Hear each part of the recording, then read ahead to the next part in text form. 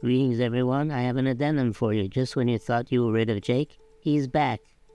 The recording you just watched was made before the presidential election here in the United States. This recording is being made at 7:05 a.m., November the 7th, 2 days after the presidential election. Many people were hugely surprised by the reaction to the upside. But if you've been looking at the indications that I've been showing you on the seasonal trades and the seasonal charts, you're not surprised.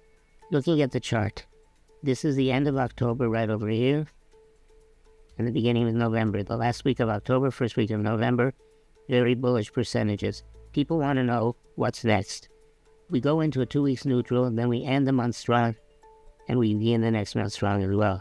So this is the expectation, which I showed you before the fact many times. It underscores the power of seasonality, the power of the seasonal charts, and the way in which we use them. Remember, we always use this with timing. So it's the expectation plus the timing that gives us the trigger and the trend. So if this is correct, and I add quickly here, if this is correct, we should see the beginning of this is now the beginning of a strong move to the upside, which should end with new highs toward the end of the year. Thanks for being here. Let us know what you think. We're helping. We're very, very happy about that. So thank you again for being here. Hello, and welcome to Navigating Seasonal Cycles with Jake Bernstein. The information provided in this episode is for educational purposes only. There is a risk of loss in all trading and investing. The results shown are hypothetical and should not be construed as investment advice. And now, over to you, Jake.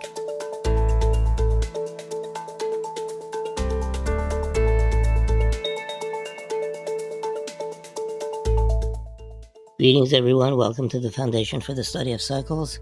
I'm Jake Bernstein, and this is our YouTube show on seasonal cycles. Thanks for being here. It is the 5th of November, a day that you'll probably live in infamy. We'll find out about that in the not too distant future. So we've been talking in the last few weeks about cyclical phenomena in the seasonality of different markets. I showed you how we find them. I showed you how we use them. But now there's something else that we need to talk about, and that is the third portion of the equation, which is follow-through and trigger. So we're going to talk about that today. It might not be as exciting as the previous sessions have been, but all in all, it's very important information. I'm going to talk to you today about the seasonal cycles, the trading model, timing. I'm going to look at precise detail. We're going to look at the selections I made in October and see how they turned out. And we're going to talk a little bit about what's next. In all of this, I want to thank the Foundation for giving me the opportunity to show you some of my work. It's taken me a long time to develop. It took me 15 years to develop the program, and then finally another 5 years to implement it without making mistakes. So even though the work is very simple and straightforward, it is detailed, and you must get the details right. And that's what we're going to do today. And I want to differentiate my work from what other people do by saying my work is focused on pragmatics. It's not big on theory, but it's big on results, which is not to say that other people's work is not big in results, but it is to say that my approach is unique and different. And of course, if you learn it, I want you to improve it and make it work even better than it does. No guarantees, as you know. There is a risk of loss in trading. No matter what you're trading, there's always a risk of being wrong. And with that being wrong comes risk. But I'd like to differentiate between two kinds of mistakes, two ways to lose money, what I call the smart way and the stupid way. Let's first talk about the stupid way. You did something wrong. You didn't follow procedures. You knew you were making a mistake. You went ahead and did it anyway. You took too much risk. You didn't try to maximize your profit and so forth. That's the stupid way to lose money. The smart way, you did everything you were supposed to do. It just didn't work that time. It was a system failure, but not an individual failure. So remember, try and lose money the right way as opposed to the wrong way. And in fact, the best way is to not lose money to begin with, but there's no way that's going to happen. So remember, learn from your profits as well as your losses. Over the years, I've heard many people say, you need to learn from your loss. Every time you take a loss, it's an expensive lesson. Use that lesson as tuition. Use that loss as tuition. And don't make the same mistake again. That's easily said, but the fact of the matter is, there's a million things you can do wrong. There's only a few things you can do right. So you need to make sure you learn from your profits as well as your losses. Every time you make a profitable trade, make sure you understand what you did right, step by step. Did you implement the program right? Yes. Did you use the right timing? Yes. Did you use the right follow through? Yes, and so forth. So I won't lecture with that anymore. That's not what I'm here for. Let's go to the next slide. We're going to talk about this. Investing or trading with seasonal cycles is a process, not an event. So, easily understood, it means simply this. There are steps to everything we do. We must get the steps correct, in the right sequence, to the nth degree. Otherwise, that process will not work for us. We can't just open up a chart and look at it and say, yes, it's a buy, it's a sell. We need to look at the chart or the indicators with specific procedures, step by step by step. And that's what I'm going to show you today. It took me about 15 years to develop the right procedures, but once I had the right basics, the right structure, everything began to fall into place. It's all about structure. Let me show you what I mean. Let's take a look at this chart. Chart that I've shown before. It's a Bitcoin weekly chart showing some of the cycles. As you know, the cycles are not perfect. They don't always bottom on top when they're supposed to. They're not necessarily symmetrical. Sometimes they are, sometimes they're not. But that is the drawdown of cycles. How do we fix that? That's easy. We apply step number 2, which is timing. So, in other words, if I'm expecting a low to develop here, but the low actually develops here, or I'm expecting a low here, but it actually develops sooner or later, we need to apply step number 2, which is timing, which is a trigger. So, as an example, when I expected a top over here, the top actually came sooner. That top was triggered by a timing indicator. So this cycle, in fact, constitutes what I call the setup. It's the pattern. The pattern says, expect this to happen. But that expectation may lead to the expectation of waiting for Godot. In other words, waiting for something that's never going to happen. But if we combine timing with the expectation or the setup, that's when it becomes a reality. I will show you exactly what I mean. Let's go to the next slide. Here we go. Setup. A setup is step number 1 in my trading model. It's a pattern. The good news, there are literally thousands of patterns, as I said before. Support, resistance, trend lines, Fibonacci, Elliott wave, head and shoulders, flag, pennant, reversal, key reversal, and so forth. These are all patterns, setups, and so forth. We can algorithmically define them, put them on the computer, and ask the question, do they have predictive validity? Do they predict anything? Most patterns predict nothing. How do we know that? As I said before, put them on the computer. There are no excuses anymore for not being able to determine and test a pattern. If your pattern cannot be expressed as an algorithm, as a rule, then chances are you can't test it, which is why so many people use patterns that are not specifically able to be identified as algorithms because they don't want to know that their pattern doesn't work. I will only use a pattern if it's been proven to be accurate in terms of predicting something. What do I mean by that? I mean anything. Can it predict the next hour, the next minute, the next day, the next 6 weeks? If there's predictive validity, I have the basics of an effective pattern, and I will begin to use that pattern, but only with step number 2, which is a trigger. The trigger says yes, even though this pattern has been right 77% of the time for the last 250 repetitions, it will not necessarily repeat this time because it has no trigger. We want to ask the question, is the pattern likely to repeat again this time? Because remember, 70% accuracy still means 30% inaccuracy. We have to minimize that 30% and increase the 70%. We do that through timing and trigger. A timing trigger is something that all of you are familiar with. You've used them many times. Moving averages, crossovers, stochastic, ADX, etc. These are all triggers. I will show you some of my triggers today, at least one of them. Follow through. Step number 3, follow through. Profit target. Stop. Trailing stop. Profit maximizing strategy. How do you take that $300 profit and turn it into a $3,000 profit? You do that with follow through using trailing stops and specific procedures. Now, as I said before, you may find my presentation here on cycles to be a little mercenary, but that's what cycles are for me. I don't wonder about where they come from. I don't think about why they happen.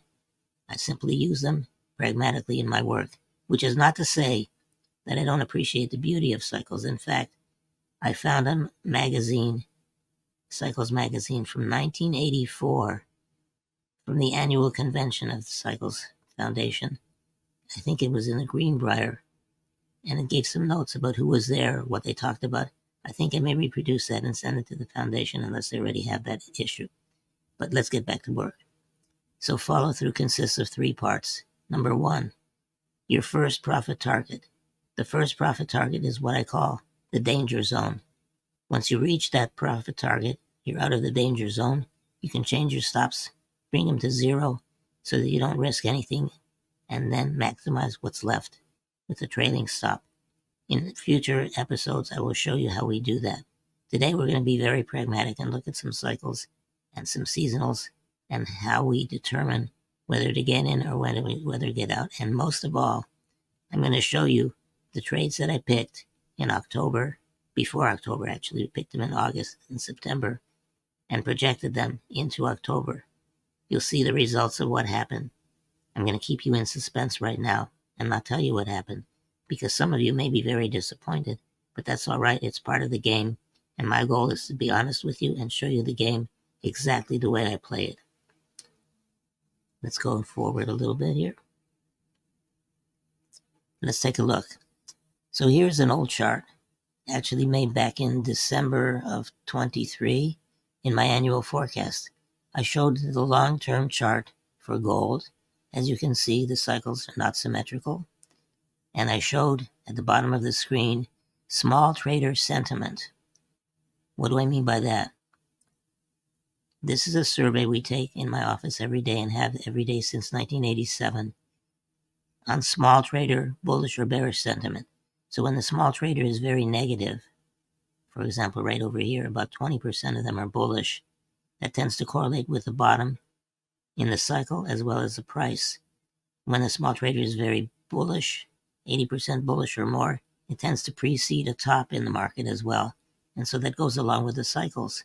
So what we have here is a combination of indicators which give me an opportunity to evaluate a trigger, no trigger, follow through, etc. on a specific cycle. So this is a long-term cycle, and as again, I don't want you to be disappointed, but you probably know by now cycles are not symmetrical. If they are, there's something usually wrong with them. You have to be really careful. Now, let me show you something else. Another pattern. Going to the left over here, at this red arrow, we see this little green stuff over here. What is that? That is the Commitment of Traders report, net long positions by commercial traders. In other words, it shows that commercial traders, the biggest traders in the world who account for 90% of the volume, are buying futures. Why? That becomes very evident over the next several years. So they expected a move up in gold prices. They protected themselves by buying gold since they didn't have sufficient amount of gold to pursue their commercial interests, such as jewelry making, etc. But that's a whole other webinar, which we won't talk about today. We'll get to that over the future, if the foundation will continue to let me do this stuff. Let's go to the next slide.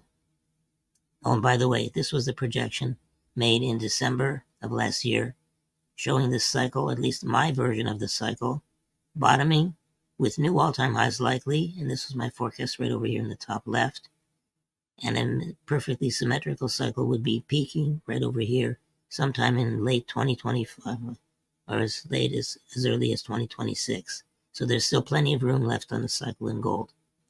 But that's not what this webinar is all about today. Today we're going to talk about something else, which is specifically seasonal cycles and how they turned out. Let's go to the next slide. So this is a bigger picture view of the same thing you just looked at with a smaller view of the small trader sentiment. Exactly. And so notice, low in price, low in sentiment. Small trader is very bullish on the market, precedes a top in the market right over here. So that's one way in which we use timing with cycles. Let me show you another one. The same chart, but I've correlated the lowest sentiment readings with the lowest prices as example right over here, over here, over here, over here, and so forth. And as you can see, there's a very close correlation between small trader negative sentiment and bottoms in the market. What does that mean? It means a small trader is usually wrong when they have strong agreement about the potential direction of a market. We'll show that in another webinar. But right now, I just wanted to show you that we use other tools above and beyond the ones that I'm showing you recently. In other words, there's a number of ways to quote-unquote skin the cat by doing this procedure. But we're going to be focused on the seasonals and focused on the timing that I use with seasonals, which I think you'll find in and of itself to be quite impressive. Let's go to the next slide. A moment, please. So, some very basic assumptions that I want to go through before we go even further. Number one, all markets are freely traded, and if they're freely traded, they move in cycles that are predictable and valid. So in other words, what we're doing is we're saying we know that if we have sufficient data, we can identify the repetitive patterns in a particular market or data set, whatever that set may be. Commercial trader is the largest force in the markets and is usually correct. So in future podcasts or future YouTube shows, I will show you exactly how we use commercial traders' data to predict cyclical highs and lows, and you'll find it to be quite uncanny. The small trader is usually incorrect when they're in strong agreement, which I showed you before. In order to use cycles effectively, we have to include timing. Every market has numerous cycles, and although we will not always be right, we are able to accurately forecast the time window during which major tops or bottoms should develop. So this is a bigger picture above and beyond seasonals, and we'll be covering that in future episodes as well. But let me get to something else. So look at this cycle. I find it to be quite uncanny that this market, Euro-dollar interest rate futures, short-term interest rate futures, would have as predictable a pattern as it shows. Look at the cycle. It's quite impressive. But in addition to that, I want you to look at something else. Let's look at the bottom of the screen. At this major low in interest rate futures, and remember, as interest rate futures move higher, interest rates move lower. So this period over here represented a time during which interest rates were moving down and futures were moving up. Interest rates moving up, futures moving down. And you will note very clearly this is approximately a 5-year cycle, almost perfect and almost even symmetrical. You will notice a couple of things about the chart. Number one, at this major low in price right over here, commercials were buying and the small trader was selling. A beautiful situation. The small trader was negative, the big trader was positive, and who's going to win that fight? Obviously the commercials. And you notice in addition to that, 3 pieces of evidence lined up as very strongly in favor of an up move: cyclical low, strong commercial buying, and small trader negativity. How about this low right over here? This cyclical low right over here was preceded by negative small trader sentiment and strong commercial buying. So this is just a sample of what I will be teaching in future episodes, but right now we want to move on a little bit more with the work and show you the seasonals and how they turned out. But before that, a few more charts that you might find interesting. And by the way, I find it to be quite uncanny that we have cycles like this, especially in interest rates, which are supposedly manipulated by the Federal Reserve. In my way of thinking, we could replace all of the economists with a chart and save a lot of money towards solving the budget deficit. Let's go to the next chart. Similar situation. This chart over here was the euro-dollar very short-term interest rates equivalent to the 91-day T-bill. This chart showed the 5-year the cyclical pattern in the 2-year note. And again, notice the symmetry of the cycles and the very accurate timing. So this chart goes back to November of 23. And in November of 23, what was the chart saying? The chart was saying that commercials were huge buyers of interest rate futures. Because they're huge buyers, the anticipation there is they expected the market to go up. And you'll also notice that at the same time, the cyclical pattern was bottoming. A perfect combination. I do not have small trader sentiment on this particular market. We don't assess it daily the way we do the others, but they're basically the same. This was a very powerful combination which predicted that the Federal Reserve would actually lower interest rates rather than keep them high as they were. And again, as I said before, we will talk about this in future episodes. Right now, I just want you to see the uncanny nature of these cycles. And what does this have to do with seasonality? There's a strong seasonal behavior in interest rates as well, and we'll cover that in future episodes. Today, we're going to cover very specifically some trades that I selected in October, before the month of October started, and show you how they turned out. So let's go to the next slide. A moment, please. Here we go. It's a closer look of the T notes, the 2-year note. And again, notice this important behavior of commercials. Now, let me ask the question and see if you can answer it. Who are the commercials in this market? As an example, the commercials in the corn market, the farmer, the grain elevator operators, the end users, the manufacturers, the producers of corn sweetener, producers of corn methane, I think it's methane they make out of corn stalks, whatever. Those are the commercials. In the banking industry, the commercials are banks, insurance companies, sovereign wealth funds, hedge funds, and so forth. So we always know who is in control of the market and what group of traders they identify with in terms of commitment of traders. And by the way, Commitment of Traders Report, COT, is available from the Federal Reserve Commodity Futures Trading Commission at no charge. All you have to do is figure out how to put it on your charts. Some services, charting services, actually offer it as a add-on at a very low price, and it's definitely worthwhile if you're a longer-term trader. And please do note, the Commitment of Traders Report information will not, I repeat, not help you if you're a short-term trader. It has no relevance for short-term trading, as far as I'm concerned. Let's go forward. So here's the model again. And what I'm going to show you today is the seasonals that I picked before the month of October started and how they turned out. I'm going to show you the trades that I picked. I'm going to show you the trigger or no trigger, and I'm going to show you the follow-through. And we're going to do that momentarily. So here's an example of a timing trigger. This is a T-note chart. You will notice that as futures were moving lower, like so, interest rates themselves, let me show you that chart, were moving higher. Then when interest rates started to move down, like so, when interest rate futures started to move down, like so, and we were approaching a bottom, the indicator on timing was forming a low as well.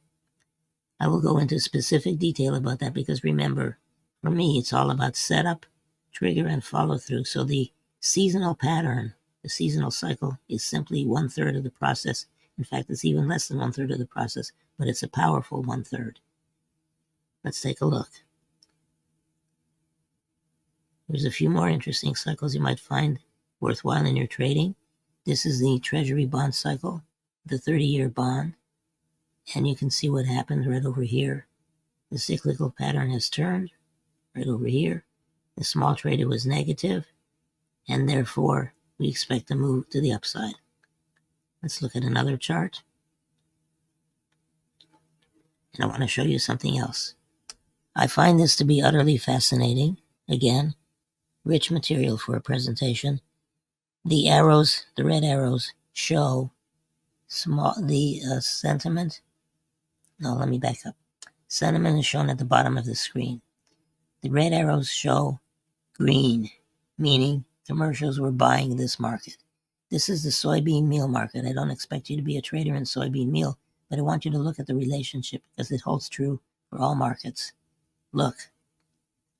You notice that each little blip of green, which was indicating commercial long activity, preceded a rise in prices or correlated or preceded a low in the price and a low in the sentiment. So again, correlate these green points with price, and I think you'll see something uncanny. No matter how small the green may be, you can blow it up and look at it in detail. In addition to that, look at the relationship between small trader sentiment and price. Small trader sentiment very high over here, correlated with the top in price. So look at that briefly, but don't get distracted by it because we've got much more work to do. So here's another look, bigger picture of the same chart. And again, notice this. Cycle low, commercial buying activity, small trader very negative. Cyclical low, small trader very negative. Commitment of traders, commercials bullish. Very interesting. Now let's go to another chart. I'll show you something else. And you'll notice something really interesting here. Before one of these big moves up in gold, for years and years, the commercial trader was basically absent from the long side of the market. They were mostly hedged. Then we have this little blip of green in September of 2018, and that was the beginning of a major bull market in gold. Interesting. Why? I'll tell you why. This green area indicates that gold commercials, in other words, manufacturers who use gold in whatever their manufacturing process was, did not have sufficient gold supply and had to come into the futures market to be a buyer. And that in and of itself was very bullish, very positive. But as I said before, we'll talk about that. I want to get to the meat of the presentation. Let me get that little... Okay, let me show you this. Here's an interesting little timing trigger. It's based on the concept that in a bull market, the closing price of any given price bar is usually higher than the opening price. So we took two moving averages, and moving average of the close, which is the green line, moving average of the open, which is the red line, and you can see that in a bullish trend, the green line is consistently above the red line. In a little bear trend, the green line drops below the red line and then reverses back again in this bullish trend. In and of itself, this indicator is a very valuable tool for timing. And these two moving averages again, the green line, 8 period, simple moving average of the close. The red line, 8 period, simple moving average of the open. So as I said before, close above open is a bullish indication. Close below open is a bearish indication. And as I said, this is a very powerful indicator you can use on its own with some additional rules, such as profit target, stop, and so forth. I will show this to you in future episodes as well. I'm just trying to show you that this particular timing indicator is very effective with seasonals. And that's the combination that we're going to show you right now. So here we go. Back in September, I made this list. In other words, I went to seasonaltrader.com and I did a search for the specific criteria I was interested in, and then saved those studies of the trades that I was most interested in for a variety of reasons. Basically the same search that I showed you before in previous sessions. 75% win, stop loss less than 100%. In other words, stop of about 15% or lower, and PL ratio 4 or higher, and so forth. And then I saved those trades that I was interested in. That was step 1. I still needed step 2, which is timing trigger. What I'm going to show you is how this all turned out with a timing trigger. You will probably be disappointed, but I'll tell you why you shouldn't be disappointed. Because remember, trading is not just about making money, it's about avoiding losses. The longer your account can stay alive, the more the probability that you're going to make money. Super, super important. So let's take a look. These are the trades that I selected. I haven't changed them, haven't added anything to it, haven't removed anything from it. But let's look at the rule. Let's go to the first trade, which is Alphabet Class A Google. It said to enter on the close of trading the 13th of October. So let's look at the trading as a chart of 13th of October, which is right over here. I'm sorry about that. Let me come back. Once I had my list, I rearranged my list. I resorted my list in chronological order and came up with this list starting at the beginning of the month and ending at the end of the month. So these were my trades for October. And the first one was Alphabet, Google, to enter on the close of trading October the 13th. But remember what I said. This is just a setup. I need a trigger. So the trigger is what? The trigger is the 8 open close moving average that I showed you. Let me show you what I mean. This is a chart right over here. This is the entry date, October the 13th. Look what happened. On October the 13th, the red line, which is the moving average of the open, was above the moving average of the close. In other words, the orientation of this moving average combination was bearish. It did not confirm a trigger on this trade. Therefore, we did not take this trade. Now, you may look at this trade and say, but look what happened. It was right. Not according to my standards. It may have been right on other indicators, which we use as well. Remember, we're not a one-trick pony. We have other methods that we use. Seasonality is only one of them, but this trade did not trigger according to the rules. Why? Because the moving average of the close was below the moving average of the open, indicating a bearish trend, and it was right to keep me out of this trade. No problem. There's always going to be other trades, right? So let's go back and take a look at the second trade. I want you to appreciate what I'm doing here is very specific procedurally. It is not an opinion. It is a fact. And assuming that my facts are valid, this is a very factual approach to what we do. Not possible to misinterpret this if you know the rules. The second trade was Home Depot to be long October 24th on the close of trading. That's right over here. So let's go to October 24th and ask the same question for Home Depot. Here's Home Depot on October the 24th, the vertical green line. And what does it show? It shows the 8 simple moving average of the close, the green line, below the red line, meaning what? No trigger. No trigger equals no trade, no matter what happens after that, unless there's another seasonal, and in this case there wasn't. So what happened? It kept us out of a lot of trouble. We avoided a loss. We did not make a trade. Now you may say, well, you should have been short. The answer is, guess what? We have other methods that did get us short, but in this case, the seasonal, which is what we're focused on here, did not trigger. Very, very simple. Let's go to the next trade. The next trade was number 3, Cisco, to buy October the 26th. Let's go there. The Cisco. This is October the 26th, and what do we see? We see the green line, 8 simple period moving average of the close, below the red line, meaning it's a down move. Now you look at it and you say, but it eventually was right. Eventually it was right, but as I said before, we have other methods for finding these. I want the seasonal to be precise and accurate, and in this case I would have had to sit through a bunch of stuff before it turned higher. In other words, I would have had to sit through this big decline right over here. I wasn't willing to do that. Remember, if you're doing your seasonal work the right way, you will have plenty of trades. In fact, you will have too many, and you're going to have to use some very specific procedures to get rid of the worst ones and keep the best ones. Let's look at the next one. So the next one was, just a moment, Berkshire Hathaway. Berkshire Hathaway did not trigger. Okay? So that's another one who didn't trigger. Let's go back to the list and look at Honeywell. So here's Honeywell. And again, there's Honeywell. And what happened? Here's the entry date. And again, even though eventually it was right, the trade did not trigger. So as I was saying before, we have plenty of trades that we can take. We only want the cream of the crop.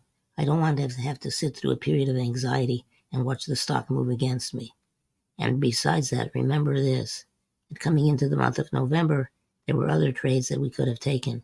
So again, no trigger, no trade. And as I said previously, Berkshire Hathaway did not trigger either, and then went into a big losing proposition. So I'm glad we didn't take that one either. And you will find that, let's go back again. One moment, please. So let's go to Host Hotels, HST.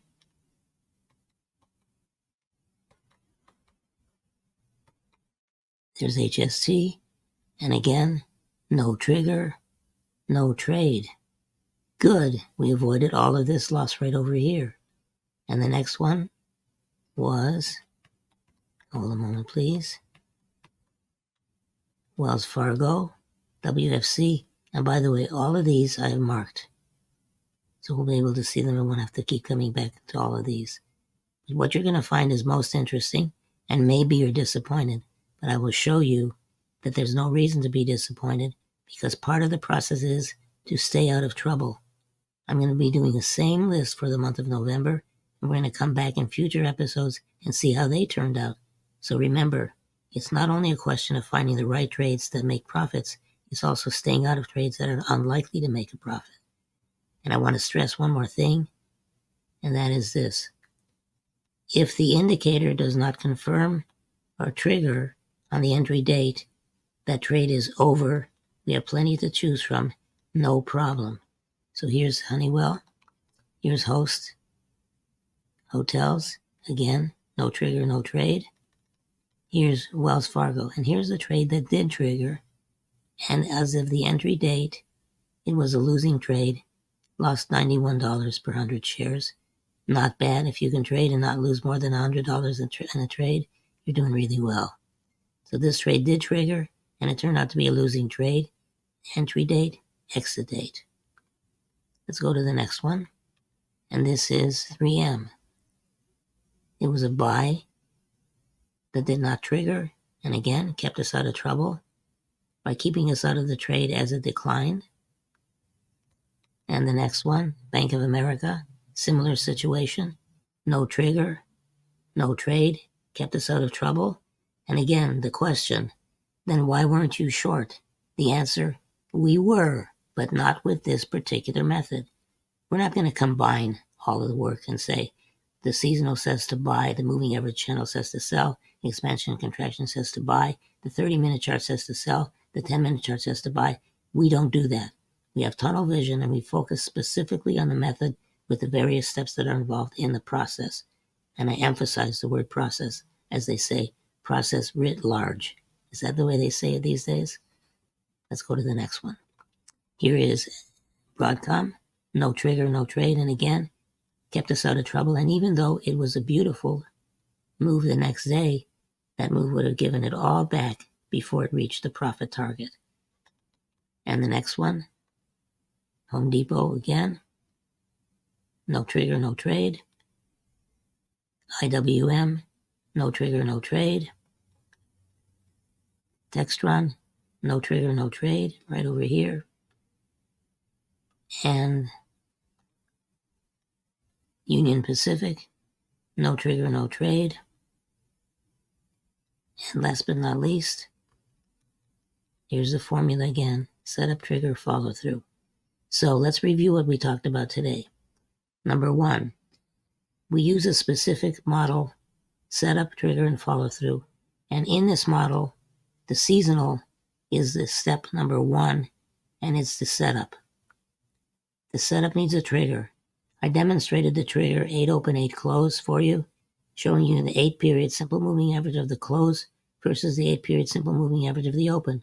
For a seasonal trade to trigger, if it's a long trade, the 8 close must be above the 8 open on the entry date. If it's a short trade, the 8 close must be below the 8 open on the entry date. You may say, what if you waited until it turned direction? You could certainly do that, but by then the seasonal ideal period, the sweet spot, might be over with. So keep it nice and simple. As I said, I'm going to be doing a list for November.